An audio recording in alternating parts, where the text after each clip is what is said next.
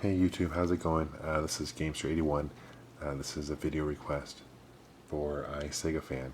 On this, he wanted to see the Sega Master System 2. So I have both. I want to compare it and give you a little brief history about the system. I think it's a very underrated system. Didn't do very well in the U.S. Sold very well in Europe and Brazil. I think even Australia. But as far as the U.S., didn't do very well. This is the first Model 1. It was released in June 1986 in the States. It's the Mark III in Japan, released about a year earlier. So this came out about a year after the NES hit the US market. At the time, Nintendo had about 85% market share and a complete monopoly over third-party publishers. So Sega didn't really have a chance. So what Sega did was they sold the rights to Tonka in 1988. Tonka's, pretty known for their, metal trucks, toy trucks that they make. And it wasn't until 1990 when Sega had success at the Genesis that Sega decided to come back, take over the rights, and create a second Model 2. And that's what that is. So it's smaller, a little bit more compact. I'm going to show you a brief overview of the system itself. It's an 8-bit system. Got a lot more colors than NES. I think graphically it's a superior system.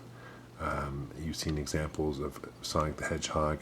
I have a Mortal Kombat video posted, so you can kind of see the graphical capability of the system. I think if it had the third-party support publishers, I think it could have fared a lot better. It retailed for $200 in the US. I'm not sure if I mentioned that earlier or not. But the first one, you've got your control port right here. You've got your power. This is kind of, I don't know, these just indicate power controls. They don't really do much. You've got your pause button. There wasn't a pause on the control itself, like the NES controller, which is kind of lame.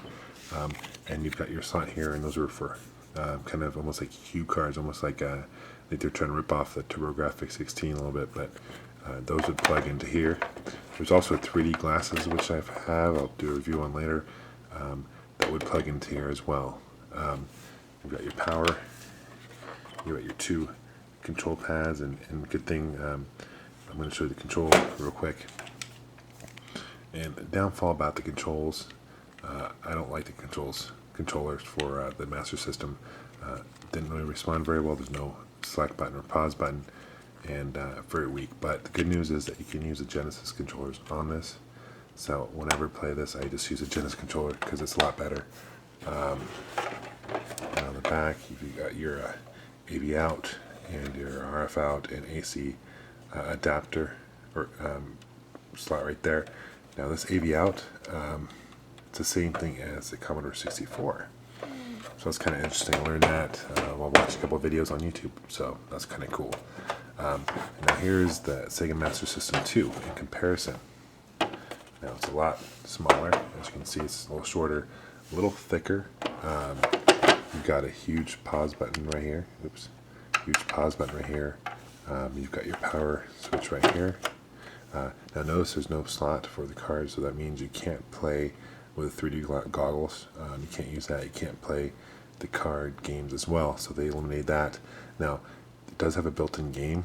It's Alex Kidd was built into this version. Later on, they had one that was Sonic the Hedgehog was built into. A little bit more harder version to find. Basically, you don't have the AV out. Unfortunately, you just got the RF out and the AC adapter. Slimmed down version of it. But in a nutshell, that's the Sega Master System 2. Same controller on both. And yeah, it's a great system. Let me know if you have any questions. Thanks, YouTube. Take care.